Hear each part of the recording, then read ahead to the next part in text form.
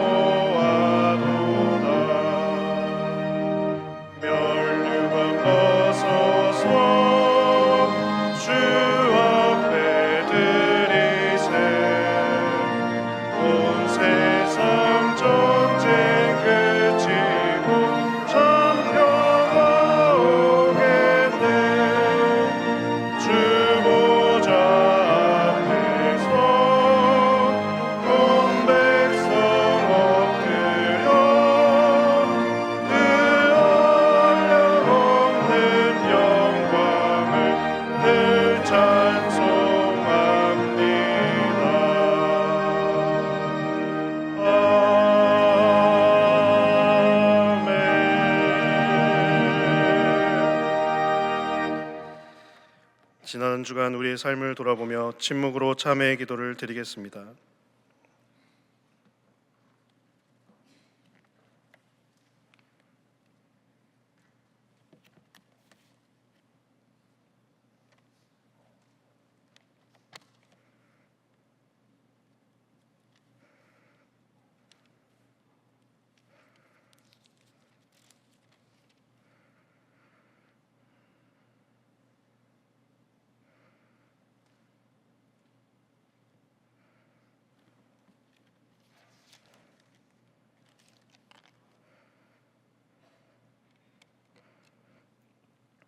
이러므로 내가 네게 말하노니 그의 많은 죄가 사하여 줬도다. 이는 그의 사랑함이 많음이라. 아멘.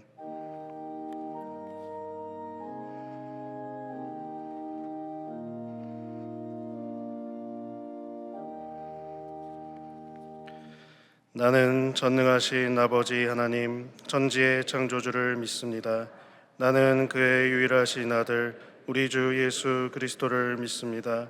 그는 성령으로 잉태되어 동정녀 마리아에게서 나시고 본디오 빌라도에게 고난을 받아 십자가에 못 박혀 죽으시고 장사된 지 사흘 만에 죽은 자 가운데서 다시 살아나셨으며 하늘에 오르시어 전능하신 아버지 하나님 우편에 앉아 계시다가 거기로부터 살아있는 자와 죽은 자를 심판하러 오십니다.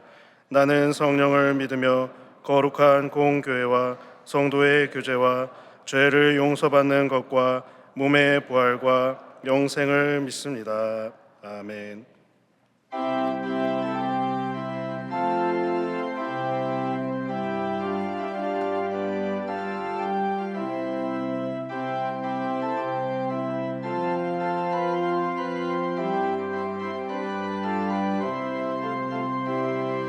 주 십자가를 지심으로 죄인을 구속하셨으니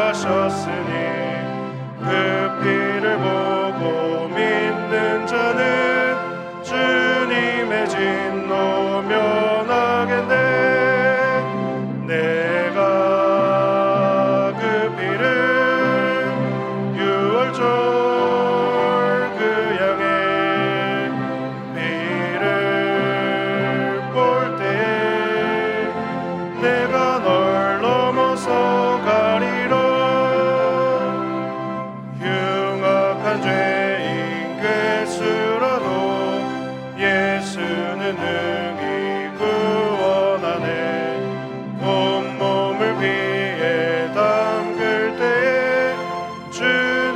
진노 면하겠네.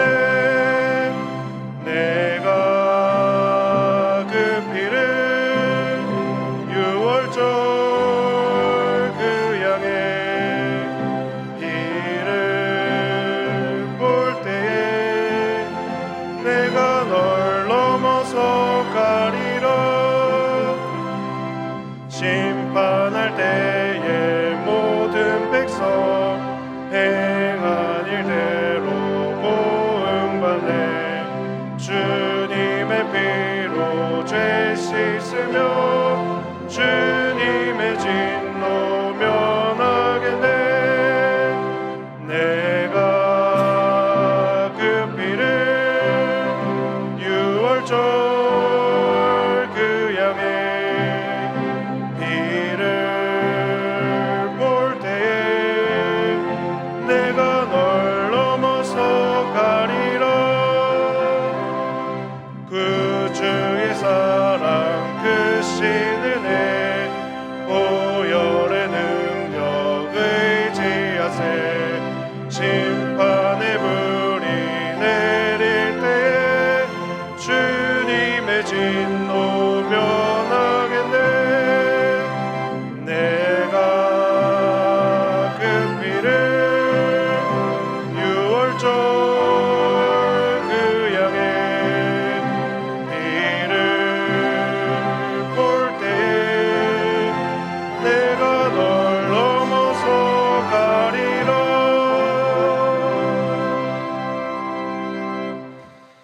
자막을 보시면서 함께 교회 공동기도를 드리겠습니다. 우리 삶의 주인 되시는 하나님, 동안교회 성도들이 마음에 품은 한 영혼을 주님께 올려드립니다. 우리의 삶을 통해 복음의 선한 영향력이 나타나게 하시고 아버지께서 찾으시는 영혼들이 모두 주 앞에 나와 경배하게 하옵소서.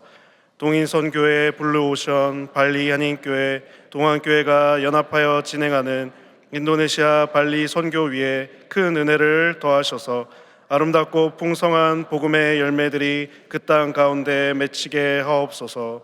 별내 동안교회, 남양주 동안교회, 원자력 동안교회와 동안교회 연합사역을 통해 각 지역사회에 하나님의 사랑과 자비가 나타나며 하나님 나라를 이루어가게 하옵소서.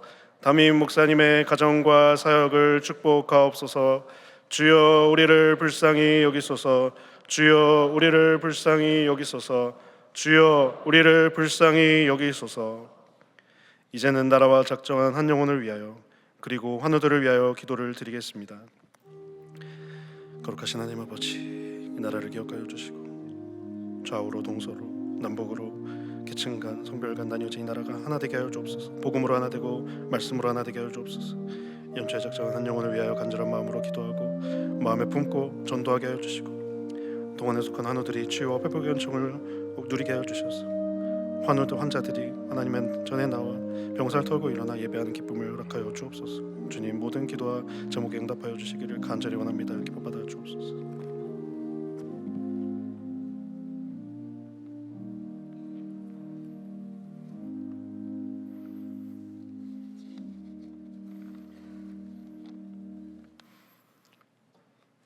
아버지 하나님, 참으로 감사합니다.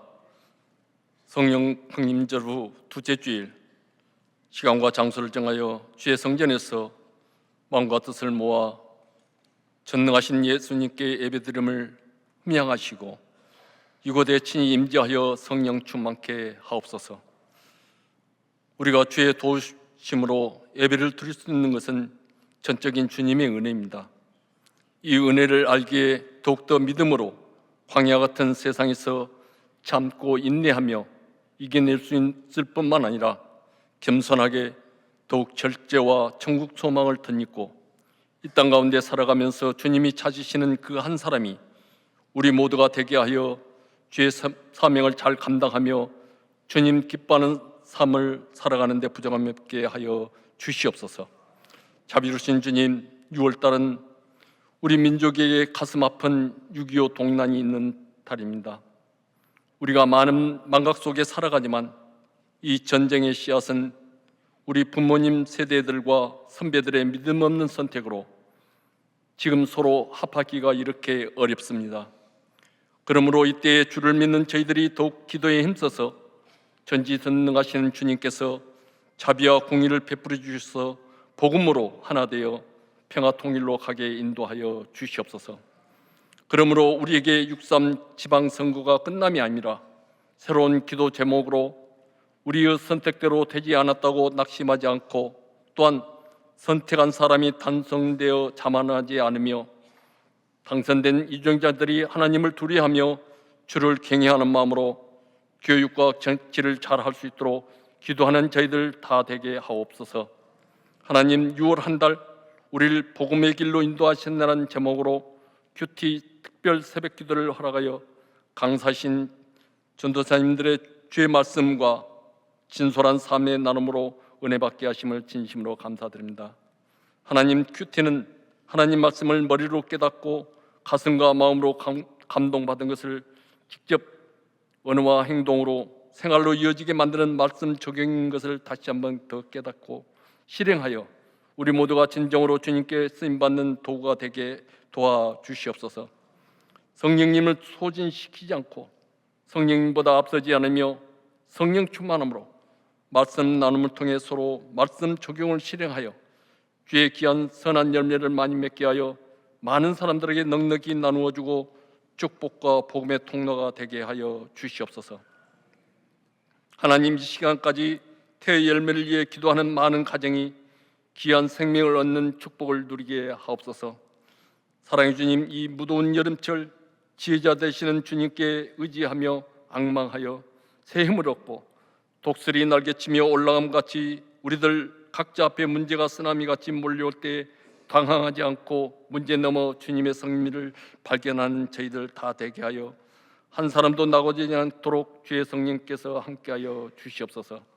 하나님, 온치 않은 질병과 암과 생사의 갈림길에 간절히 기도하는 손을 자비하신 주님께서 붙들어 일으켜 세워주시며 치료의 강선을 비춰 온전히 치료되는 역사가 일어나게 하옵소서.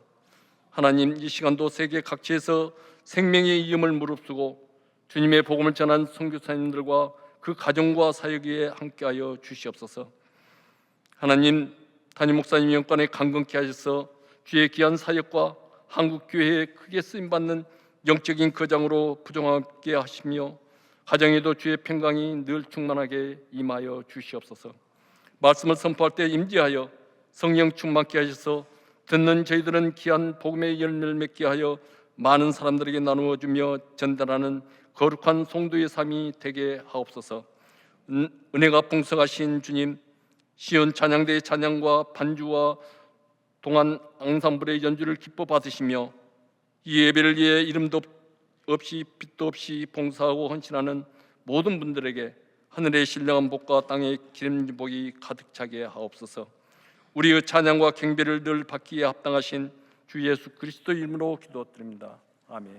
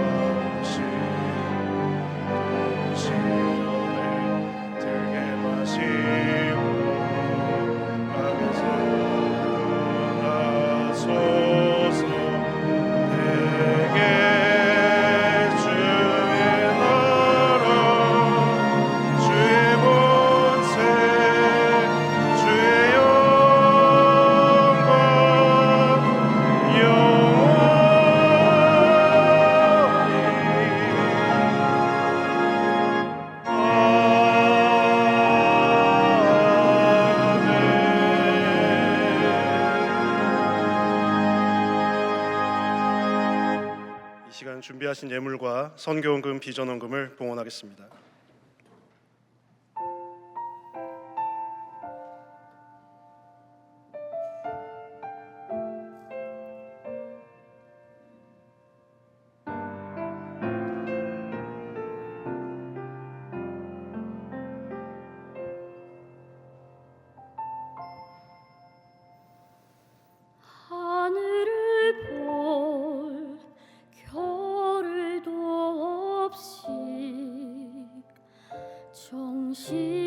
정신없이 세상을 살다가 마음의 먹먹함이 내 삶을 짓누를 때 그제서야 주님을 찾습니다. 행복을 느낄 겨를도 없이 분주하게 세상을 살다가 인생의 허무함이 내 삶을 짓누를 때 그제서야 주님을 찾습니다.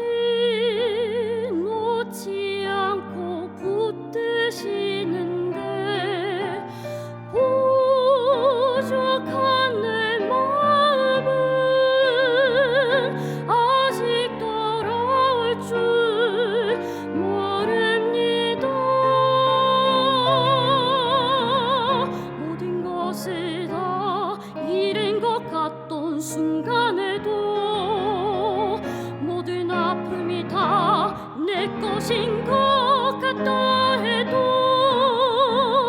항상 지키시는 나의 주 세상을 살아갈 힘 되시는 내게 몇안 주소서 내 연약한 마음 돌보소서 한없는 주님의 사랑 알게 하소서 영원까지 그의 백성 지키시는 우리 하나님 바라보며 살게 하소서 하늘 보며 살게 하소서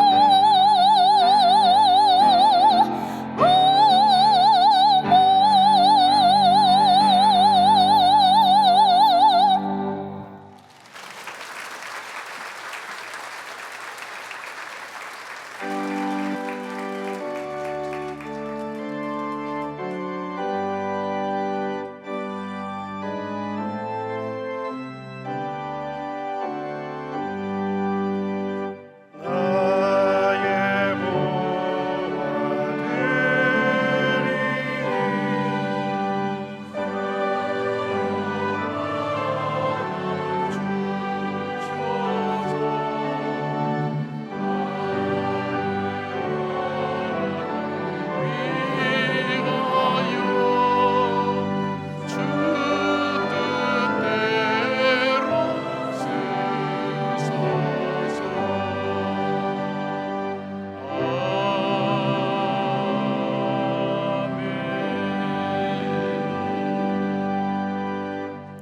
아무나 올 수 없는 이 복된 자리에 저희들 오게 하신 하나님, 주님을 예배하고 주님을 찬양하는 이 귀한 자리에 저희들을 인도하신 하나님, 우리의 삶을 여전히 붙드시고 광야 같은 세상길에도 놓지 아니하시고 우리의 삶을 인도해 주시는 하나님, 그 하나님을 예배하며 찬양하는 주의 백성들이 모여 예배를 올려드립니다.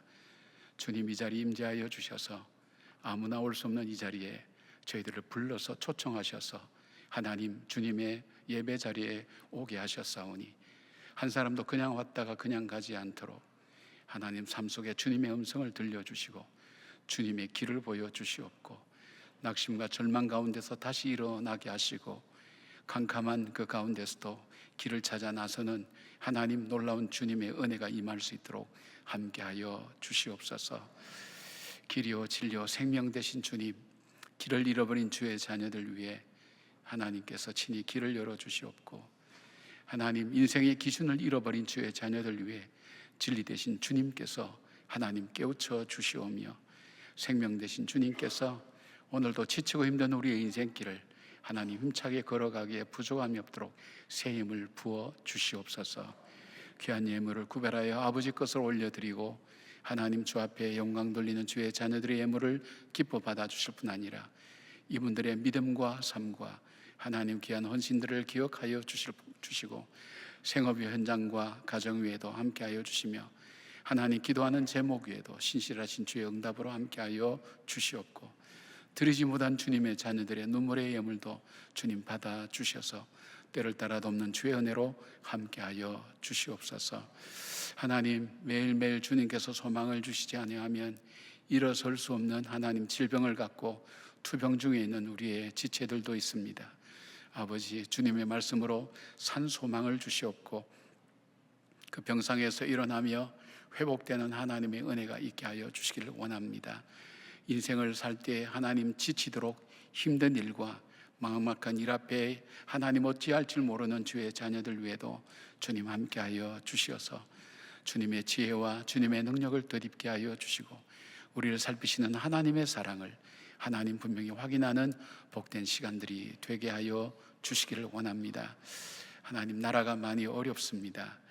우리가 어디로 가야 될지 어떻게 지금 형편에 처해 있는지 저희들은 알 수 없고 힘이 없고 연약하오나 주님 기도로 시작된 이 나라의 모든 하나님 일들 위에 하나님 선조들의 눈물과 땀과 피로 흘려진 이 땅 위에 하나님의 나라가 주님의 통치하심이 하나님 끊임없이 이루어질 수 있도록 하나님 역사하여 주시오며, 우리의 허물과 죄를 따라 저희들을 보지 마시고 주의 인자심과 자비로 이 백성을 보셔서 국률과 은혜로 베풀어 주시며, 북한에 있는 저 동포들 위에도 하나님 저들이 억압을 벗어나서 자유함과 신앙의 아름다운 하나님 결실들이 하나님 기도의 응답으로 저들 삶에 다가올 수 있도록 하나님 붙들어 주시옵소서.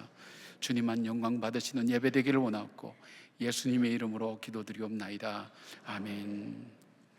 할렐루야. 오늘 예배 오신 여러분들을 환영하고 축복합니다. 힘든 인생길 걸어가는 일에 여러분께서 시간 정하셔서 예배 자리에 나오신 여러분 한 분 한 분이 참 소중하고 귀합니다. 우리 소중한 분들에게 우리 좌우로 좀 축복하겠습니다. 주님의 평강을 기원합니다. 주님의 평강을 기원합니다. 우리 선포하십시다. 잘 되고 있습니다. 잘 되고 있습니다. 격려하십시다. 기도하면 됩니다. 기도하면 됩니다. 고맙습니다. 여러분의 입술의 열매가 삶의 결과로 나타나는 은혜가 있기를 주님의 이름으로 축복합니다. 우리 큐티 특별 새벽기도회가 계속되고 있습니다. 이번이 2주차인데 여러분 우리 작년보다도 한 100여 명 정도 더 참석해서 기도한다고 그렇게 이야기를 들었습니다. 여러분께서 함께 참여하시고 또 기도하시고, 이 나라가 참 어려운 가운데 여러분의 기도가 필요합니다.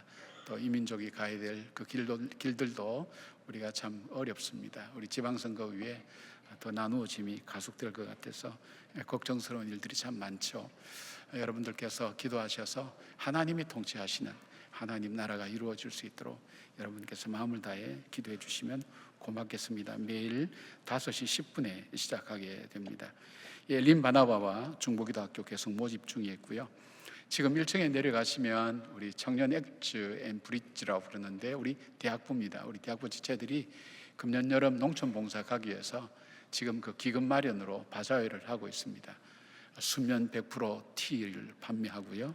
그 다음에 여러 가지 굿즈도 판매하는데 여러분께서 격려해 주시고 함께 구입해 주시면 감사하겠습니다. 그리고 우리 교육부 선생님들이 참 수고 많으시죠. 이 교육이라는 것은 당장 결과가 나타나지 않기 때문에 인내와 또 사랑과 끈기를 갖지 않으면 할 수가 없습니다. 그런데 우리 선생님들이 이 재충전 받지 않으면 감당하기가 참 어려운 일이 바로 이 일입니다. 그래서 우리 선생님들을 이렇게 함께 교육하고 격려하는 일들이 6월 19일 금요일 날 오후 7시, 또 6월 20일 토요일 날 오전 7시 이렇게 해서 두 차례 있으니까 여러분께서 꼭 참석하셔서 또 격려가 될 수 있도록, 또 교사로 지망하는 분들도 함께 참석해도 되겠습니다. 그리고 지금 6월달 우리 로뎀 갤러리에서 새로운 작품이 전시되고 있는데 우리 손우미숙 작가님이 시니피아 평안이라는 건데, 이 시니피아가 불어 같아요. 불어. 왜냐하면 어떤 기호에 담긴 의미 그런 뜻 같아요. 보니까 저는 불어를 잘 몰라서 정확한지는 모르겠습니다. 근데 그 그림을 보면 그게 한 3가지 내지 4가지가 보입니다. 도시가 보이고요. 도시라는 것은 좀 칙칙하고 어둡고 회색이고 희망도 없고 무거운 그런 분위기죠. 그런 분위기를 배경으로 해서 거기에 매화꽃이 이렇게 보이기도 하고요. 그리고 매화꽃은 하나님의 소망을 나타내고 또 하나님의 신실하심과 다시 시작하게 하신 은혜를 우리가 표현한다면 또 거기에 참새가 나옵니다. 웬 참새냐 그렇게 생각할 수 있겠지만 참새 한 마리도 귀히 여기시는 하나님의 사랑과 돌보심, 그런 것을 나타냅니다. 작가님 만났는데 그 외에 또 헬라어로 이렇게 쭉 말씀을 적었다 그래요. 그래서 여러분께서 웬 이상한 모양들이 있다고 생각하지 마시고 성경이구나 생각하시면서 보시면 좋을 것 같아요. 제가 이렇게 말씀을 드리면 여러분이 보는데 일단 시각이 고정되어서 여러분 속에 있는 아주 창조적인 생각들이 많이 깎여 나갈 수 있는데, 그러나 이제 작품을 만든 작가의 의도를 여러분이 알고 보시면 그림을 보는 것이 훨씬 더 수월해지고 또 익숙해지면서 여러분 속에 좋은 그런 생각들이 많이 떠오르게 될 겁니다. 작품 보시면서 지친 여러분의 인생살이 속에서 다시 한번 우리의 삶을 되돌아보고 또 하나님의 작품들을 우리가 감상할 수 있는 그런 시간 되기를 바랍니다. 계속해서 영상을 통해서 교회 소식 함께 나누겠습니다.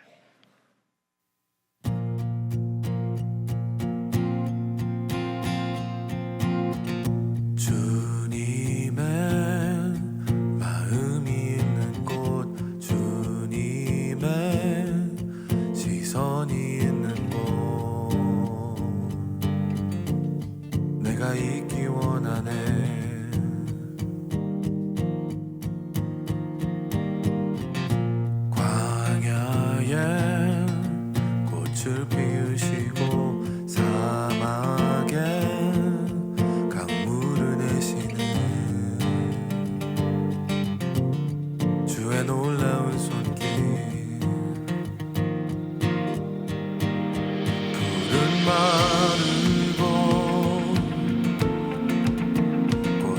시드나 주의 말씀은 영원하네.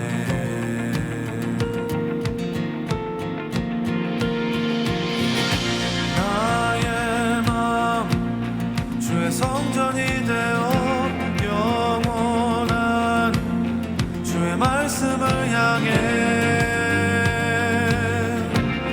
주의 마음 있는 곳으로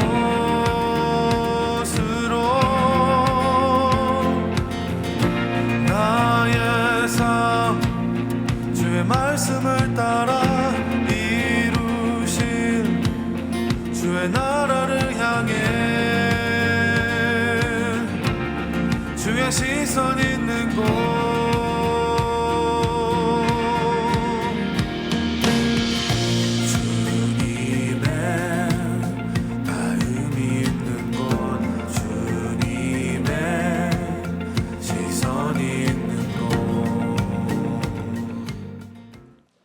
오늘 우리에게 주시는 하나님의 말씀은 창세기 31장 1절에서 20절까지의 말씀입니다. 다 함께 일어나셔서 하나님의 말씀을 경청하겠습니다. 야곱이 라반의 아들들이 하는 말을 들은즉 야곱이 우리 아버지의 소유를 다 빼앗고 우리 아버지의 소유로 말미암아 이 모든 재물을 모았다 하는지라. 야곱이 라반의 안색을 본즉 자기에게 대하여 전과 같지 아니하더라. 여호와께서 야곱에게 이르시되 내 조상의 땅 내 족속에게로 돌아가라. 내가 너와 함께 있으리라 하신지라. 야곱이 사람을 보내어 라헬과 레아를 자기 양떼가 있는 들로 불러다가 그들에게 이르되 내가 그대들의 아버지의 안색을 본즉 내게 대하여 전과 같지 아니하도다. 그러할지라도 내 아버지의 하나님은 나와 함께 계셨느니라. 그대들도 알거니와 내가 힘을 다하여 그대들의 아버지를 섬겼거늘 그대들의 아버지가 나를 속여 품삯을 10번이나 변경하였느니라. 그러나 하나님이 그를 막으사 나를 해치지 못하게 하셨으며 그가 이르기를 저 믿는 것이 내 삭시 되리라 하면 온 양떼가 낳은 것이 저 믿는 것이요 또 얼룩무늬 있는 것이 내 삭시 되리라 하면 온 양떼가 낳은 것이 얼룩무늬 있는 것이니 하나님이 이같이 그대들의 아버지의 가축을 빼앗아 내게 주셨느니라. 그 양떼가 새끼 뵐 때에 내가 꿈에 눈을 들어보니 양떼를 탄 순양은 다 얼룩무늬 있는 것과 점 있는 것과 아롱진 것이었더라.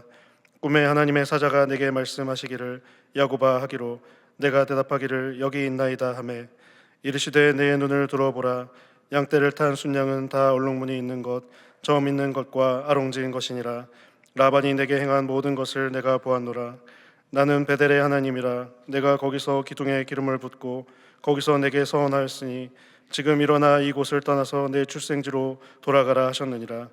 라헬과 레아가 그에게 대답하여 이르되 우리가 우리 아버지 집에서 무슨 분깃이나 유산이 있으리요. 아버지가 우리를 팔고 우리의 돈을 다 먹어버렸으니 아버지가 우리를 외국인처럼 여기는 것이 아닌가. 하나님이 우리 아버지에게서 취하여 가신 재물은 우리와 우리 자식의 것이니 이제 하나님이 당신에게 이르신 일을 다 준행하라. 야곱이 일어나 자식들과 아내들을 낙타들에게 태우고 그 모은 바 모든 가축과 모든 소유를 곧 그가 바단 아람에서 모은 가축을 이끌고 가나안 땅에 있는 그의 아버지 이삭에게로 가려 할세. 그때 라반이 양털을 깎으러 갔으므로 라헬은 그의 아버지의 드라빔을 도둑질하고 야곱은 그 거취를 아람 사람 라반에게 말하지 아니하고 가만히 떠났더라. 이것은 하나님의 말씀입니다. 아멘.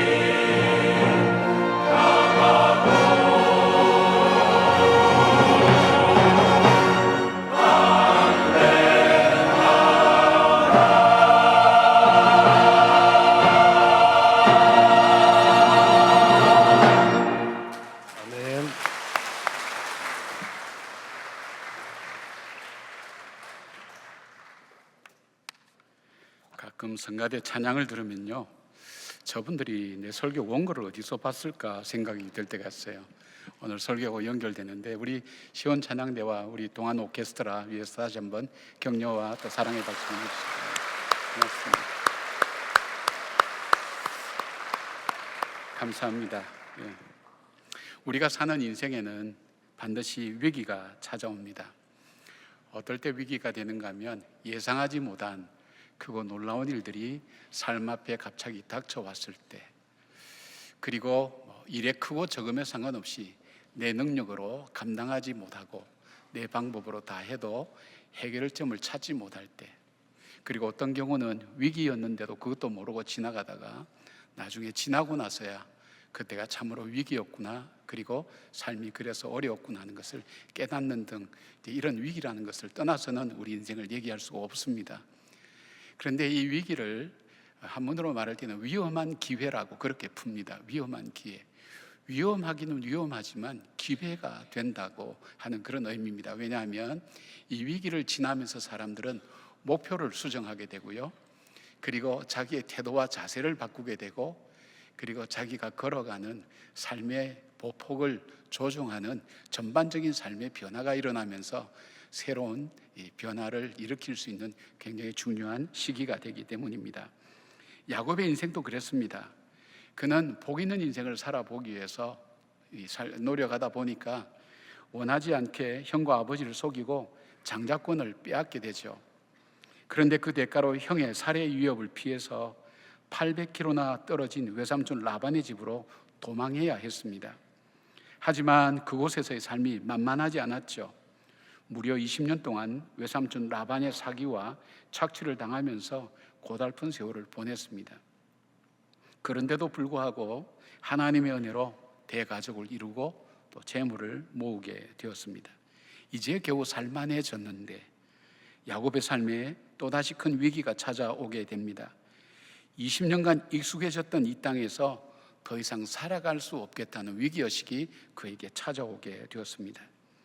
여러분, 감당할 수 없는 문제 앞에서 우리 인간은 당황하죠. 어디로 가야 될지, 그리고 어떤 결정을 내려야 될지, 그래서 당황해서 충동적인 그런 선택을 하면서 더 어려움으로 빠져들어가는 경우가 참 많습니다. 그런데 이 야곱은 그 위기의 순간 베델에서 자기에게 말씀하셨던 하나님의 언약을 생각하고 그 언약을 붙들었습니다. 그리고 그 언약의 말씀은 야곱의 위기를 새로운 시작의 기회로 바꾸어 주셨습니다. 우리가 살아가면서 우리도 역시 갑자기 건강의 어려움에 대한 소식을 듣는다든지, 갑자기 큰 병원 가보세요, 그러면 그때부터 이제 달라지기 시작하죠. 재정에 대한 문제라든지 관계에 대한 문제, 진로나 가족의 문제로 인해서 일상을 넘어서서 우리의 삶을 뒤흔드는 일들을 우리는 많이 경험하게 됩니다. 그럴 때에 우리가 기억해야 될 것은 하나님께서 우리를 창조하시고 또 우리의 생사복을 주관하시는 하나님이라는 것을 믿고 그 말씀을 따라가는 우리에게는 이 위기 앞에 어떤 역사들이 일어나는지를 우리가 잘 관찰해 볼 필요가 있습니다. 바로 우리가 믿는 이 믿음이, 우리가 믿는 이 복음이, 우리가 믿는 이 말씀이 내 삶에 어떤 영향을 주는지를 살펴보게 된다면 하나님께서 예비하신 길들을 우리는 찾아 나갈 수가 있습니다.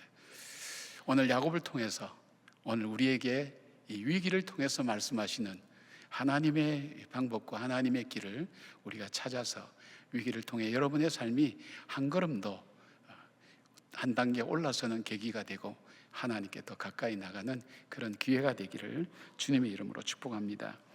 첫 번째, 이 언약의 은혜를 붙잡을 때 어떤 일들이 일어나는가 하면 우리가 언제 떠나야 할지 그 영적 타이밍을 깨닫게 해줍니다. 1절 2절 보니까 야곱이 라반의 아들들이 하는 말을 들은 즉 야곱이 우리 아버지의 소유를 다 뺏고 우리 아버지의 소유로 말미암아 이 모든 재물을 모았다 하는지라 야곱이 라반의 안색을 본즉 자기에게 대하여 전과 같이 아니하더라, 그렇게 말씀합니다. 야곱은 라반의 아들들을 보면서 자기를 시기하여서 하는 말들을 그는 들었습니다. 그리고 또 보았습니다. 외삼촌 라반의 안색이 이전과 같지 않았습니다. 차가운 눈빛과 거친 숨소리 속에서 야곱은 더 이상 이곳에 안전하게 머물 수 없다는 위기의식이 그 마음속에 찾아왔습니다. 사실 야곱에게는 돌아가야 될 고향이 있지 않습니까? 그리고 고향으로 돌아가면 됩니다. 그러나 그 고향으로 돌아가는 길이 야곱에게는 두려운 길이었습니다. 왜냐하면 800km나 되는 먼 길, 험한 길을 가야 되고요. 이 식구들을 데리고 자녀들은 어렸고, 그리고 여전히 자신을 죽이려고 칼을 갈고 있는 형 예서가 기다리고 있었기 때문입니다. 그래서 힘들어도 그냥 여기서 살까 하는 안일한 마음이 들 때쯤 하나님은 야곱의 삶을 흔들어 놓기 시작했습니다. 현대 심리학에서 파밀리어 헬이라고 하는 그런 개념이 있습니다. 익숙한 지옥, 번역하면 그럴 수 있죠. 지금 처한 환경이 아무리 고통스럽고 억울하다 할지라도 인간은 오랫동안 익숙해진 환경을 선뜻 벗어나려 하지 않는다는 그런 법칙입니다. 한 번도 가보지 못한 미지의 세계가 주는 불안감보다는 고통스러울지언정 익숙한 곳이 주는 묘한 안정감이 더 낫다고 본능적으로 믿는 그런 심리를 말합니다. 야곱에게 라반의 집은 착취의 자리였지만, 고통의 자리였지만 동시에 눈에 보이는 풍요와 익숙함이 있는 곳이었습니다. 하나님이 강제로 그 삶의 둥지를 흔들지 않으셨다면 야곱은 결코 그 익숙한 지옥을 떠나지 못했을 것입니다. 바로 그때에 하나님의 말씀이 들려옵니다. 3절 보니까 내 조상의 땅, 내 족속에게로 돌아가라. 내가 너와 함께 있으리라. 하나님께서 그렇게 말씀하셨습니다. 하나님은 이스라엘 백성을 출애굽시킬 때에도 동일한 방법을 사용하셨습니다. 그들을 애굽에서의 삶을 흔들어 놓았습니다. 요셉이 7년 대 풍년의 그 위기를 겪으면서 애굽 사람들이 굉장히 부강해지고, 요셉의 통치 때문에 애굽이 부유한 나라가 되었고, 이 흉년의 7년의 위기를 넘길 수가 있었습니다. 그래서 애굽 사람들이 요셉과 요셉의 가정을 참 사랑하고 그 자손들을 귀하게 여겼습니다. 풍요로운 나일강의 풍성한 환경과 더불어서 사람들에게 귀중히 여김은 그 환경을 떠날 사람이 누가 있겠습니까? 그들은 거기서 번성했습니다.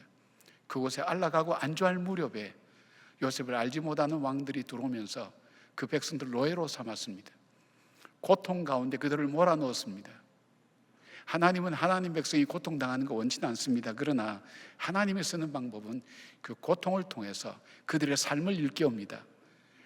우리가 여기서 더 이상 살 수 없구나, 이렇게 살지는 못하겠구나, 우리가 이곳을 떠나야 되겠구나, 그런 마음이 그들 마음속에 간절하게 들어오게 만든 다음에 하나님 모세를 통해서 이스라엘 백성을 출애굽시키고 또 가나안 땅으로 인도하셨습니다. 야곱도 마찬가지입니다.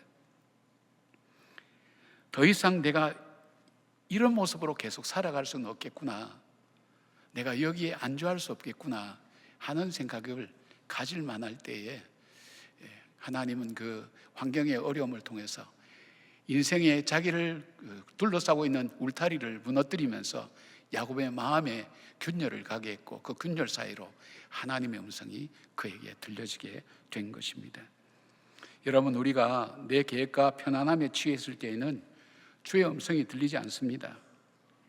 예배도 그냥 드려지는 예배고, 말씀도 그냥 저렇게 하는구나, 그렇게밖에 들리진 않습니다. 그러나 여러분, 내 인생에 위기가 오고 내가 생각했던 굳은 신념이 균열이 가고 내가 예상했던 것이 무너질 때, 그때는 내 삶에 균열이 가기 시작합니다. 그 틈새로 하나님 말씀이 들어오기 시작합니다. 하나님 뭐라고 말씀하시는가? 예배가 얼만큼 나에게 귀중한 것인가, 나의 공급처인가 하는 것을 그때서야 비로소 듣게 되기 시작합니다. 여러분, 하나님께서 우리에게 우리의 삶의 둥지를 흐트러 버리고 우리의 울타리를 무너뜨리고 할 때는 하나님이 우리에게 하시고 싶은 말씀이 있는 겁니다. 사랑하는 여러분, 여러분의 삶 속에 지금 위기와 어려움이 있습니까? 더 이상 이렇게 살 수는 없겠구나 하는 그런 마음이 들 정도로 여러분 삶이 팍팍합니까? 하나님의 약속을 믿는 언약의 백성인 여러분에게 하나님께서 하시는 말씀이 있어요. 더 이상 그대로 살면 안 돼. 그리고 여기를 떠나야 돼. 여기를 떠나야 된다는 말이 뭘까요? 우리가 공간적으로 이동하는 것도 있지만 내 삶의 모습이 이대로 더 이상 살아가서는 안 된다고 하시는 주의 음성이 있습니다. 하나님은 우리의 편안함을 뒤흔들어서 진짜 평안함으로 우리를 인도해 주십니다. 편안함은 세상과 내가 만든 안락함에서 오는 거지만, 평안이라고 하는 것, 그 샬롬은 하나님의 뜻 안에 머물 때만 주어지는 영적인 은혜이기 때문입니다. 사랑하는 여러분, 삶의 갑작스러운 불편함이나 환경의 흔들림이 찾아왔습니까? 낙심하고 절망할 것이 아니라, 이걸 어떻게 할 것이 아니라, 하나님께서 나에게 뭔가 말씀하기를 원하시는구나 하는 것으로 여러분 받아들이면서 하나님이 무엇이라고 말씀하시는지 말씀을 통해, 예배를 통해, 그리고 때로는 환경을 통해, 주변 사람들을 통해, 사건을 통해서 나에게 말씀하시는 주의 음성 앞에 귀를 기울여 보십시오. 그럴 때에 주님의 음성이 우리 귀에 들리기 시작할 겁니다. 내가 생각했던 방법이 아니라 할지라도 주의 뜻이 내 마음속에 찾아오기 시작합니다. 그래서 나를 떠나라고 하시는 주의 음성을 듣고 더 이상 이 상태에서 계속 살아가는 삶이 아니라 새로운 삶으로 한 걸음 더 나가기를 원하는 주님 앞에 순종하는 기회가 되는 놀라운 은혜가 있기를 주님의 이름으로 축복합니다. 두 번째로, 언약의 은혜는요, 우리가 어떻게 가야 될지 구체적인 지혜를 하나님이 주십니다. 4절 말씀입니다. 야곱이 사람을 보내어 라헬과 레아를 자기 양떼가 있는 들로 불러다가 13절, 나는 베델의 하나님이라 내가 거기서 기둥에 기름을 붓고 거기서 내게 서원하였으니 지금 일어나 이곳을 떠나서 너의 출생지로 돌아가라 하셨느니라 그랬습니다. 하나님이 떠나라는 음성을 들었습니다. 자, 그런데 문제는요, 야곱은 혼자 훌쩍 떠날 수가 없었습니다. 여러분, 하나님의 음성을 들었다 할지라도 그 말씀대로 순종하기 어려운 일들이 많이 우리를 붙들고 있습니다. 사랑하는 가족들이 있습니다. 수많은 가축을 이끌고 가야만 했습니다. 당시 고대 근동의 법에 의하면 주인이 맺어준 아내와 자식들은 모두 주인의 소유였습니다. 라반이 억지로라도 빼앗으려 한다면 꼼짝없이 당할 수밖에 없는 복잡하고 위험한 상황이었습니다. 게다가 아내들, 레아와 라헬 그리고 그 종들까지 아내가 4명입니다. 그 4명이 오랜 세월 동안 자식 낳기 경쟁으로 가족 간의 갈등에 골이 깊어서 지금 이 문제를 수습할 수도 없습니다. 그리고 라반이 사람을 심어놓고 늘 자신을 감시하기 때문에 자신이 떠난다고 하면 라반은 금방 알게 될 것이고, 어떤 방법을 동원해서라도 자신이 하나님 집으로, 아버지의 집으로 가는 것을 막을 것은 너무나 뻔한 사실입니다. 자기가 하나하나 이 해야 될 문제들이 작은 문제가 결코 아닙니다. 엄청난 문제입니다. 풀 수 없습니다. 그런데 하나님의 언약을 믿는 이 야곱은 어떻게 이 문제를 풀어갑니까? 먼저 아내들을 조용히 들판으로 불러냅니다. 사람들이 보지 않는, 자기가 있는 들판으로 불러내서 진심을 다해서 설득하기 시작합니다. 자기 아내들에게 이야기합니다. 자신이 라반과 다른 가족들로부터 갖은 고초와 시련을 당하면서도 흔들리지 않고 살아올 수 있었던 것, 그것은 5절에 보니까 하나님은 나와 함께 계셨기 때문이라고 그렇게 말합니다. 내가 이 어려운 가운데서도 내 삶이 무너지지 않고 내가 살아올 수 있었던 것은 하나님이 나와 함께 하셨기 때문이라고 그 이야기를 설명합니다. 그리고 자신이 라반과 다른 가족들로부터 차별과 고초와 시련을 당하면서도 흔들리지 않을 수 있었던 이유와 동시에 20년 동안 그럼에도 불구하고 내가 당신들의 친정집을 위해서 얼마나 성실하고 정직하게 피땀 흘려 일했는지 당신들도 잘 알 거라고 그렇게 얘기합니다. 그러면서 외삼촌이 품삯을 10번이나 바꾸어 속일 때도, 10번은 그냥 상징적인 숫자입니다. 관용구로 쓸 수가 있는데 끝도 없이 한도 없이 순간순간마다 바꿨다는 거예요. 기준을 바꿨어요. 삶의 그 틀을 바꿨어요. 속일 때에도 7절 보니까 하나님이 그를 막으사 자신을 해치지 못하게 하셨다고 말합니다. 그래서 하나님이 자신을 보호해주고 채워주셨다는 것을 간증합니다. 또 9절 보니까 하나님이 이같이 너의 아버지의 가축을 빼앗아 내게 주셨느니라. 여기에 빼앗다라는 나찰은 건져내다, 구원해내다, 되돌려받다라는 뜻인데, 따라서 이 단어는 우리가 빼앗는 것 그런 의미보다는 이 삼촌이 갖고 간 것을 하나님께서 되돌려받도록 해주셨다. 그래서 이 재산도 하나님이 주신 것이다. 11절에 보니까 꿈에 하나님의 사자가 내게 말씀하시기를 야곱하시기로 내가 대답하기를 여기 있나이다 하매 그리고 12절 하반절 보니까 라반이 내게 행한 모든 것을 내가 보았노라고 하나님께서 지금까지 나의 삶 속에 하나님이 함께 하셨다고 그렇게 이야기합니다. 자기와 약속한 대로 한 번도 나를 떠나지 않았던 그 하나님을 야곱은 발견하게 된 겁니다. 그리고 우리 가족들을 돌봐 주셨다고, 그리고 그 하나님이 심지어는 나와 당신들을 만나게 하셨고 이 자녀들을 하나님께서 주셨다고 그렇게 고백을 이야기합니다. 자신이 20년 동안 삶으로 보여준 성실하게 살아온 이유에 대해서, 그리고 자신의 삶 속에 역사하신 하나님을 증거합니다. 그리고 바로 그 하나님이 나에게 자기를 떠나서 여기를 떠나서 고향으로 돌아가라고 말씀하셨다고 말합니다. 이 야곱이 참 지혜로운 사람입니다. 왜 지혜로운 사람이냐? 이 가족의 문제는 자기가 풀 수 없어요. 보통 남자가 자기 아내들을 설득할 때 들로 불러내는 것 자체가 좀 환경을 잘 고려해서 주의해서 살피는 것도 있지만은 보통 얘기할 때 자기 주장을 얘기하거든요. 나의 옳음, 나의 생각하는 인생 기준, 내가 살아오면서 이루었던 일들, 그리고 내가 가진 뜻, 얼마나 가족들을 사랑하는지, 내가 얼마나 노력했는지 그 중심으로 얘기를 하거든요. 야곱은 그렇지 않아요. 지금 이 짧은 이 문장 속에요, 하나님이라는 단어를 세워봤더니 4번이 직접적으로 나오고요, 한 6번 정도 하나님을 지칭하는 표현이 나오는 거예요. 중요한 순간마다 하나님 얘기하는 거예요. 그러니까 하나님이 하셨다는 것을 야곱이 계속 얘기하는 거예요. 내가 한 게 아니야, 하나님이 하셨어. 이 야곱이 영적 지혜가 있는 사람. 왜요? 자기를 얘기하면 자기 의를 얘기하고 자기의 이 주관을 얘기하고 내가 얼마나 수고했는지 애썼는지, 그러면 듣는 사람이 뭐라 할까요? 여러분, 남편들이 그 얘기할 때 여러분들이 그렇구나, 그런 마음 들어갑니까? 해피 버스데이 투 유 그러죠. 그 무슨 말인지 모르죠. 잘났어, 이런 뜻이에요. 가만히 생각해 보세요. 해피, 잘, 버스데이 투 유, 잘났어, 이 뜻이에요. 이제 이해가 되세요? 네. 그러니까 여러분, 그런데 야곱은 그렇게 얘기하지 않는 거예요. 하나님이 하셨다는 거예요. 그리고 또 무엇이 이 야곱의 지혜가 되는가 하면, 자기가 해결해야 될 문제를, 자기가 해결할 수 없는 문제를 이야기하면서 하나님을 계속 얘기하니까 그 문제가 누구 문제가 되는가 하면, 하나님이 야곱이 얘기할 때마다 부담이 팍팍팍 생기는 거예요.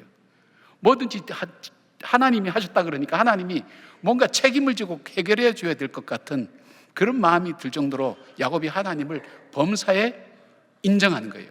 범사에 하나님을 드러낼 때 축복하신 대표적인 사람이 누굽니까? 요셉 아닙니까? 하나님을 드러낼 때 이 문제는 다윗의 문제가 아니라 하나님 문제가 되는 겁니다. 하나님이 해결할 문제가 되는 겁니다. 놀라운 일들이 일어났습니다. 이게 시기하고 질투하고 해결되고 봉합되지 않을 것 같은 레아와 라헬의 문제, 그 종들의 문제, 자녀들의 문제, 이 가정 문제가 하나님께서 정리시켜 주는 거예요. 16절 이런 표현이 나옵니다. 이제 하나님이 당신에게 이르신 일을 다 준행하라. 자기 아내의 입에서 하나님이라는 단어가 나오고 하나님의 일을 당신이 순종하라고 그렇게 이야기가 나옵니다. 하나님은 이 가정을 하나로 묶어주셔서, 이 말은 무슨 말씀인가 하면 자기가 풀 수 없는 문제를 하나님의 이름으로 증거하고 하나님이 행하신 것을 인정하니까 하나님께서 그가 풀지 못하는 문제를 하나님께서 풀어가시고 해결해 주셨다는 것을 우리는 여기서 보게 됩니다. 여러분, 우리가 캄캄하고 어려울 때, 힘들 때에 어떻게 할까 하는 것보다도 내 삶을 뒤흔들 때 하나님께서 말씀하기를 원하시는 게 뭘까 하는 그 말씀 앞에 귀를 기울일 때 우리에게 뭐가 찾아오는가 하면 하나님의 은혜가 나에게 찾아옵니다. 하나님의 은혜가 찾아오면 내가 나를 자랑하고 나를 주장하고 내가 나를 변호하던 그런 마음은 없어지고 내 삶에 하나님께서 함께 하셨다는 그 고백과 그것을 찾게 됩니다. 발견하게 됩니다. 그리고 그 아내들의 얘기할 때 그때 하나님이 해주신 뭘까요? 내가 그 문제를 풀 수 없어요. 내가 해결할 수 없는 문제인데 하나님이 그 문제를 풀어주시는 거예요. 레아와 라헬이 하나가 되어서 하나님이 말씀하신 것을 행하라고 얘기한 것, 기적 같은 얘기입니다. 그리고요, 이 언제 떠날까 하는 것도 참 중요하거든요. 근데 하나님께서 기회를 주셔서 라반이 양털 깎으러 멀리 간 축제 기간에 야곱은 가족과 재산이 안전하게 떠날 수 있는 최고의 타이밍을 하나님께서 주신 것을 보게 됩니다. 사랑하는 여러분, 하나님 뜻대로 살려고 할 때, 하나님 말씀대로 순종하고 할 때 주변 여건이나 가족들의 반대라는 현실적인 벽에 부딪힐 수 있습니다. 가장 도와주어야 될 사람이 가장 반대하는 일을 경험할 수 있게 됩니다. 내가 하나님 앞으로 나가야 되겠다, 하나님 말씀 순종해야 되겠다 생각할 때 가장 방해하는 사람이 누군지 압니까? 나 자신입니다. 그리고 오히려 나를 도와줄 사람입니다. 그런데 그때 어떻게 합니까? 절망합니까? 주저앉아 있습니까? 아닙니다. 야곱처럼 들로 불러냅니다. 그리고 하나님이 자신의 삶을 통해서 행하셨던 일들을 하나씩 얘기할 때 하나님께서 그 문제를 풀어가시는 것, 여러분의 살아온 삶을 이렇게 한번 반추해 보시면, 저도 말씀 준비하면서 제 자신의 삶을 이렇게 돌아봤거든요. 참 하나님께서 귀하게 내 삶을 인도해 오셨구나. 그리고 얼마 전에 우리 가정예배 드릴 때 봤던 시편 16편의 말씀에 하나님께서 줄로 지어준 구역, 그래 돼 있어요. 이 다윗이 고백할 때 그랬어요. 자기 삶을 볼 때 하나님이 자로 잰 듯 하나의 오차도 없이 내 인생을 지금까지, 때로는 굴곡이 있고 힘들고 어려웠지만 하나님께서 철저하게 인도하여 여기까지 오셨다는 그 고백을 드리는 것처럼 제 마음속에 그 하나님의 은혜가 찾아오더라고요. 여러분이 겪는 어려운 만큼 저도 겪었습니다. 지금도 겪고 있습니다. 아마 제가 다 말씀드리면 여러분 상상할 수 없을 거예요. 불안하고 두려운 마음이 가득 찾아옵니다. 그럴 때 하나님 은혜가 제 마음속에 찾아옵니다. 그리고 저에게 말씀하십니다. 그것이 하나님의 은혜였습니다. 그 은혜 속에 하나님이 오르셨습니다. 하나님이 하셨습니다. 하나님께서 역사하셨습니다. 그 고백 속에 하나님은 내 무거운 짐을 덜어내시고, 그리고 하나님 앞에서 어떻게 살아야 될지 그 삶의 지혜를 주시는 것을 보게 됩니다. 그리고 야곱이 깨달은 것이 있어요. 하나님 성들을 때 말씀드린 것처럼, 내가 20년 동안 가진 고난과 시련을 겪을 때, 아무도 돌아보지 않을 때 결국 내 문제는 나 혼자 풀어야 되는구나, 이 고통은 내가 혼자 짊어지고 가야 될 인생의 짐이구나, 내 어깨에 놓여있는 이 짐 내가 혼자 감당해야 되는구나, 아무도 돌아보지 않는구나, 도와줄 사람도 없구나. 그래서 외롭고 힘들었던 그 순간마저도 하나님께서 자기를 보고 계시고 알고 계시고 함께 하셨다는 것을 그가 깨닫게 됩니다. 사랑하는 여러분, 오늘 여러분이 이 믿음 가지고 우리가 살아갑니다. 세상 사람들과는 좀 달라야 되지 않겠습니까? 그 다름이 뭡니까? 하나님 믿는 이 믿음, 언약을 믿는 바로 그 믿음 속에 하나님이 주신 지혜가 바로 이 야곱이 함께 그 문제를 풀어갔던 방법인 것을 보게 됩니다. 여러분 삶이 흔들릴 때 기도하시길 바랍니다. 주의 음성 듣기를 사모하시길 바랍니다. 그리고 주께서 그 문제를 풀어가시는 것, 그것을 여러분께서 경험하시길 바랍니다. 아니, 이미 여러분 거쳐온 그 인생의 길을 다시 한번 돌아보면서 그때 하지 못했던 감사를, 그때 하지 못했던 찬송을 하나님께 올려드리는 저와 여러분 되게 하셔서 이 문제를 통해서 하나님께 더 한 걸음 걸어나가는 우리 모두가 되기를 바랍니다. 세 번째 언약의 은혜는 무엇인가 하면 무엇을 붙들고 가야 할지 영적 분별력을 주십니다. 17절 18절입니다. 야곱이 일어나 자식들과 아내들을 낙타들에게 태우고 그 모은 바 모든 가축과 모든 소유물 곧 그가 밧단 아란에서 모은 가축을 이끌고 가나안 땅에 있는 그의 아버지 이삭에게로 가려 할세. 그렇게 돼 있죠. 여러분, 떠날 때가 되자 야곱은요 철저한 영적 질서를 따라 움직입니다. 이게 그냥 보면 안 보이죠. 어떤 관점을 가지고 여러분 한번 보십시오. 자식들을 먼저 낙타에 태우고요, 그 다음에 아내들을 태우고요, 마지막으로 가축과 소유물을 챙겼습니다. 여러분은 뭐부터 챙길까요? 핸드폰부터 챙길 거예요. 요즘은 이사 간다 그러면 남자들이요, 반려견을 가슴에 안고 이사 가는 차 앞자리에 꼭 붙어 있어서 절대 안 내려온답니다. 두고 갈까봐, 버림받을까봐. 그러니까 좀 표현이 좀 그렇지만은 현실이라고 그렇게 얘기를 많이 합니다. 반려견보다 남편을 좀 사랑해 주시길 바랍니다. 근데 야곱이 보니까 어떻게 했어요? 자식들을 먼저 태웠어요. 자식이 귀하니까 그렇습니까? 여러분도 그렇습니까? 아닙니다. 야곱이 이런 순서로 자기가 함께 갈 것을 챙기는 이유는 뭐냐면, 야곱은 자기들의 이 야곱의 자녀들은요, 단순한 핏줄이 아니라 하나님의 언약을 이어갈 영적 자산이라는 것을 그가 알고 있습니다.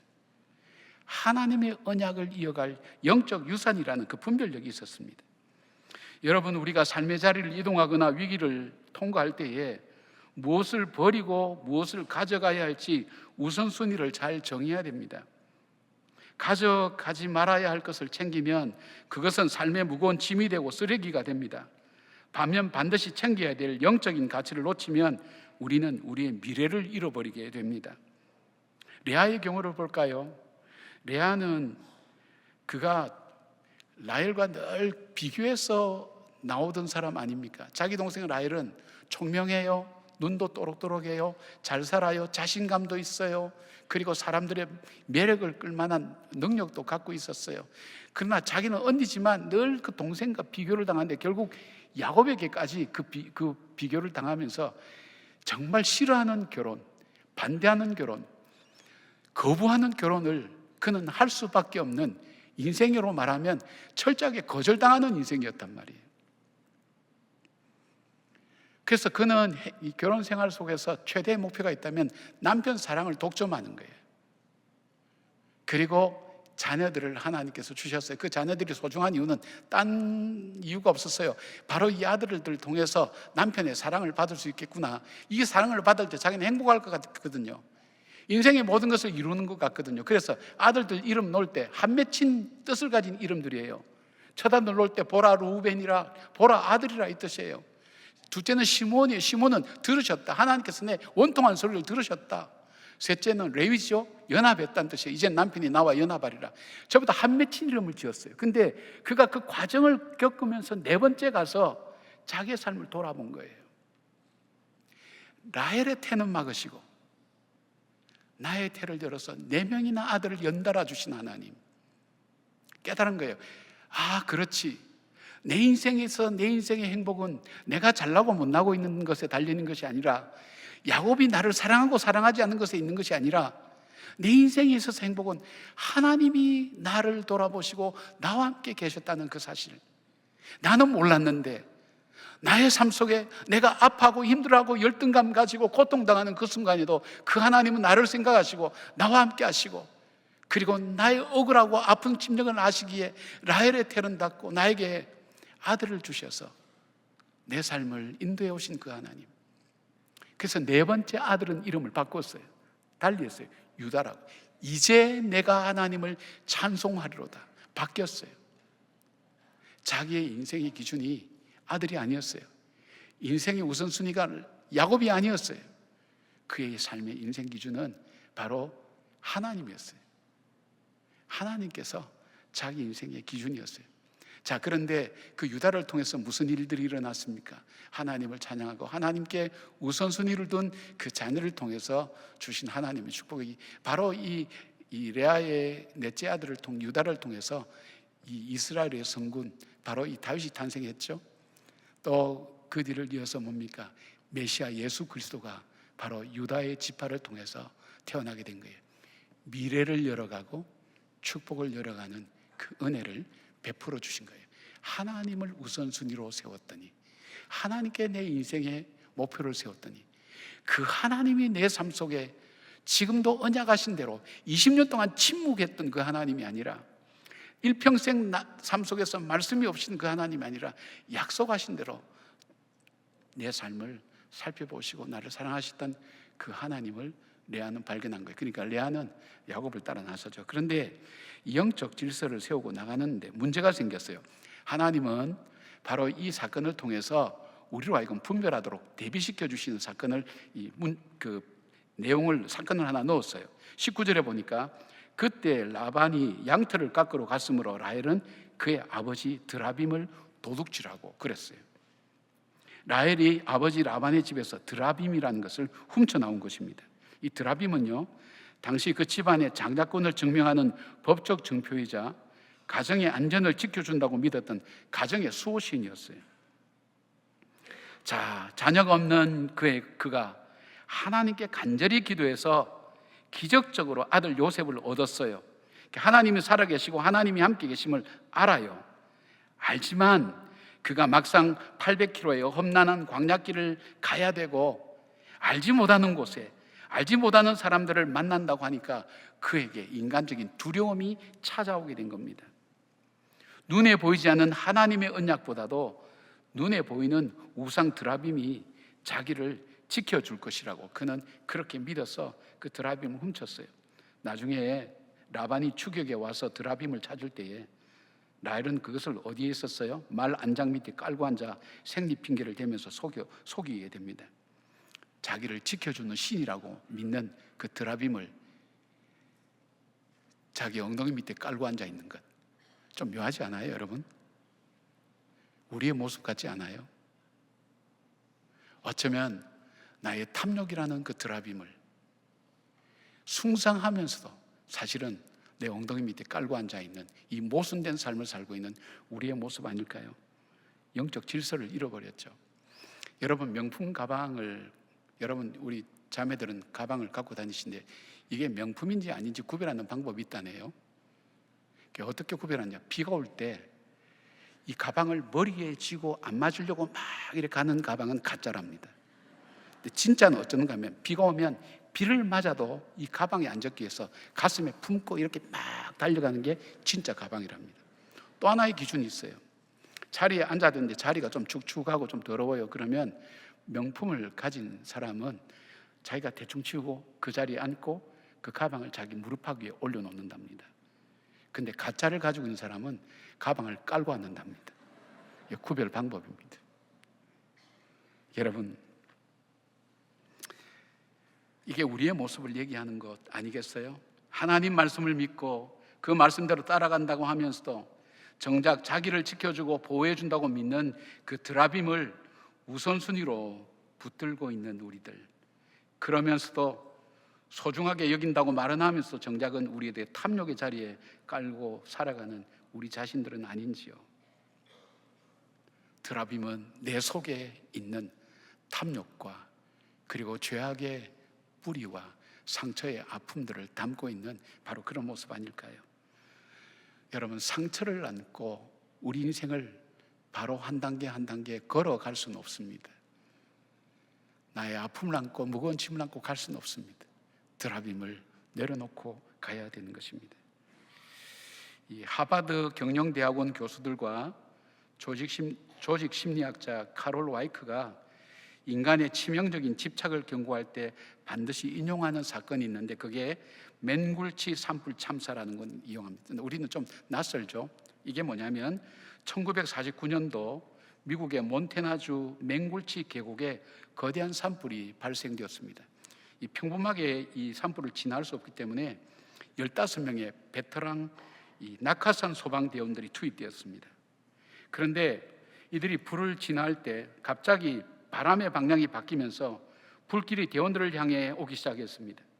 그때 대장이 모든 장비를 버리고 뛰어라고 외쳤습니다. 다급하게 외쳤습니다. 간절하게 외쳤습니다. 무거운 도끼와 톱 그리고 배낭을 짊어지고서는 불길보다 빨리 산을 뛰어 올라갈 수 없기 때문입니다. 그런데 안타깝게도 대부분의 대원들이 무거운 도끼와 장비를 손에 쥔 채 불에 휩싸여 목숨을 잃었습니다. 다만 몇 명만 장비를 버리고 살아남았습니다. 이것이 그 당시에는 굉장히 충격적인 사건이었어요. 왜 이 베테랑 소방대원인데 왜 이걸 하나 분별 못했을까? 심리학자들이 연구를 했어요. 연구를 했더니 이 비극은 베테랑 소방대원들에게는 그 도구가 자신들의 정체성이고 자신들의 안전보장이었던 겁니다. 평생 목숨처럼 아끼던 도구를 버린다는 것은 자신이 소방대원이 아니라 무력한 인간이 된다는 그 두려움 때문에 생명이 걸린 위기 가운데서도 끝내 그 무거운 도구를 놓지 못했다고 그렇게 결론을 지었습니다. 여러분, 라헬에게 드라빔은 자신의 인생을 지켜줄 것 같았습니다. 이것 없으면 자기의 안전이나 생명과 복을 보장해 줄 수 있는 것이 없는 것 같았습니다. 그러나 불길이 닥쳐올 때에 그 무거운 도구를 버려야 살 수 있습니다. 마찬가지로 여러분 삶 속에 위기와 어려움이 올 때에 내 손에 쥐고 있는지 무엇인가를 찾아야 됩니다. 내가 무엇인가를 쥐고 있으면 다른 것을 집을 수가 없어요. 내 삶 속에 영적인 질서가 바로 됐는지를 우리가 분간하고 분별해 보아야 됩니다. 그리고 내가 정말 놓아야 될 것과 버려야 될 것과 가져가야 될 것을 분명히 정리를 하시고 우리가 함께 해야 되는 것을 보게 됩니다. 여러분, 내 손에 쥐고 있는 인간적인 도구와 집착을 과감히 내려놓고 전적으로 하나님을 의지할 때에 소중한 생명과 사명을 지킬 수가 있는 것입니다. 내가 붙잡을 것과 놓을 것을 분별하지 못하는 것은 위기의 상황 앞에서 파멸로 이어질 수도 있으며 또한 새로운 출발점이 되는 기회와 축복의 미래를 스스로 버리는 것과 같습니다. 오늘 여러분 손에 쥐어져 있는 드라빔은 무엇입니까? 하나님보다 내 인생을 더 잘 보장해 줄 것 같아서 꼭 쥐고 있는 재정과 인맥과 세상의 타이틀과 지식과 혹은 나만의 경험입니까?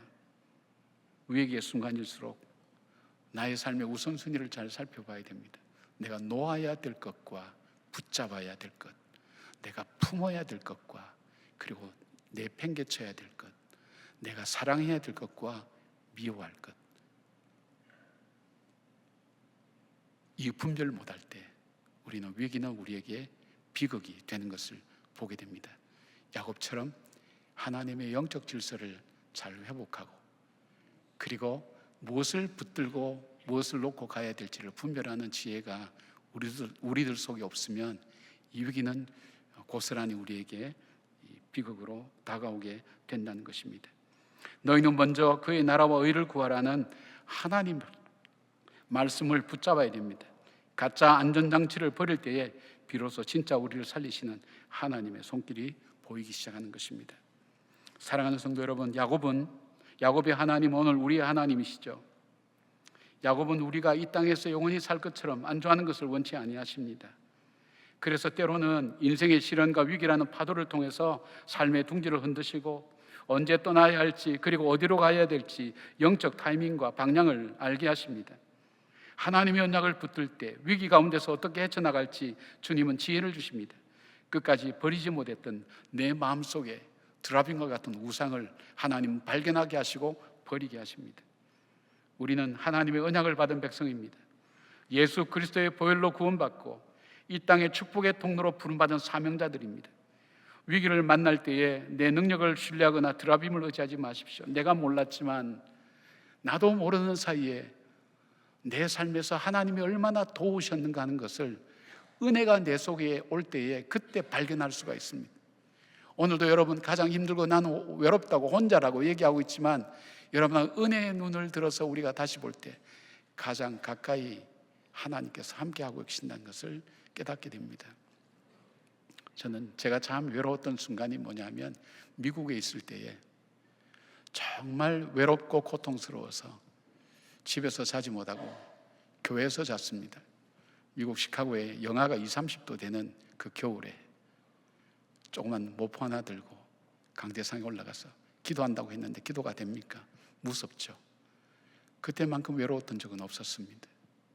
지금 돌아보면 그때 가장 제가 주님 가까이 있었고 주님이 저에게 가까이 계셨던 것을 돌아보면서 하나님 은혜였구나 하는 것을 깨닫게 됩니다. 여러분 그때 깨달았으면 훨씬 더 좋았을 건데 몰랐죠. 여러분 저나 여러분도 마찬가지입니다. 지금 하나님 여러분 붙들고 계십니다. 제가 표현을 좀 할게요. 1, 2분은 안 했는데 3분은 제가 좀 특별히 합니다. 하나님과 우리가 잡은 손이 이렇게 잡은 손이 아니에요. 이렇게 하나님 이렇게 우리를 잡고 계세요. 그러니까 내가 놓아도 하나님은 나를 여전히 붙들고 계시는 거예요. 그 하나님이 저와 여러분의 하나님입니다. 이 믿음 잃지 않고 믿음이 주는 지혜와 분별력과 하나님의 음성을 듣는 저와 여러분 되게 하셔서 위기를 통해서 새롭게 하나님께 더 가까이 나가는 복된 여러분 되시길 주님의 이름으로 축원합니다. 아멘. 기도하겠습니다. 광야와 같은 인생 살 때 가슴이 먹먹해지고 내 삶 속에 주변에 사랑했던 것들이 나를 떠나고 무엇인가 허공을 치는 것처럼 헛살았다는 생각이 마음속에 찾아올 때 하나님, 우리는 주저앉고 싶습니다. 하나님을 믿는다고 하면서 우리는 실망하여서 더 이상 일어설 수 없을 때, 그때도 함께 계신 주님을 우리의 눈을 들어 발견하게 하시고 하나님의 은혜를 우리가 다시 돌아보며 야곱에게 고백되어졌던 것처럼 그 하나님이 나와 함께 계셨다는 그 고백을 우리도 동일하게 들을 수 있도록 하나님 함께 해주시기를 원합니다. 위기와 어려움 중에 있는 우리 주님의 자녀들이 있습니까? 하나님 용기를 주시고 지혜를 주시고 분별을 주시고 주님을 믿는 그 믿음이 결코 헛된 것이 아닌 것을 알게 하시고 내 삶에 허상인 드라빔을 내어 던져버릴 수 있도록 하나님 붙들어 주시고 레아의 선택처럼 하나님을 선택하는 저희들 되게 하여 주시옵소서. 예수님의 이름으로 기도드립니다. 아멘. 우리 고백의 찬양 함께 하십시다. 다 같이 일어나셨어요?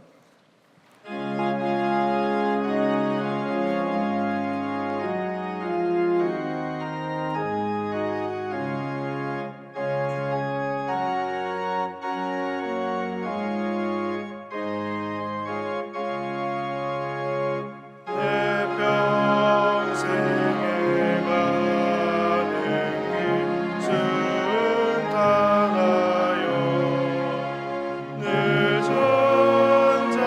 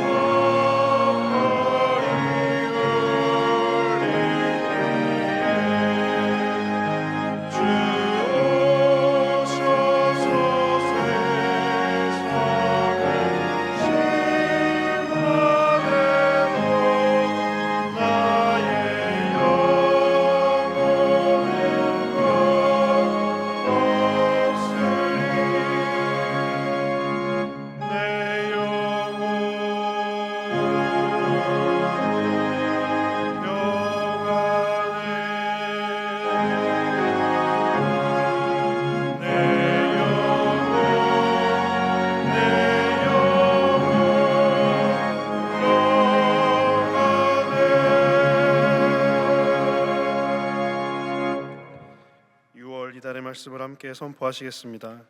이 성전의 나중 영광이 이전 영광보다 크리라. 만군의 여호와의 말이니라. 내가 이곳에 평강을 주리라. 만군의 여호와의 말이니라. 아멘. 이제는 우리 주 예수 그리스도의 은혜와 우리 하나님의 사랑과 성령님의 동행하여 주심과 감화 감동하심이 혼자인 것 같아도, 외로운 것 같아도, 혼자 짐을 지는 것 같아도 언약하신 대로 나와 함께 동행하시는 그 주님을 은혜의 눈으로 발견하며 약해지지 않고 낙심하지 않고 주님 주신 지혜로 문제를 하나씩 하나씩 풀어가면서 풀어가실 그 하나님을 의지하며 따라가는 주님의 자녀로 살기를 다짐하는 저희 백성들 머리 위에, 그 삶 가운데 그 자녀 손들 위에, 관계된 일들 위에, 이 나라와 이 민족 위에 지금부터 영원까지 함께 하시기를 간절히 축원하옵나이다. 아멘.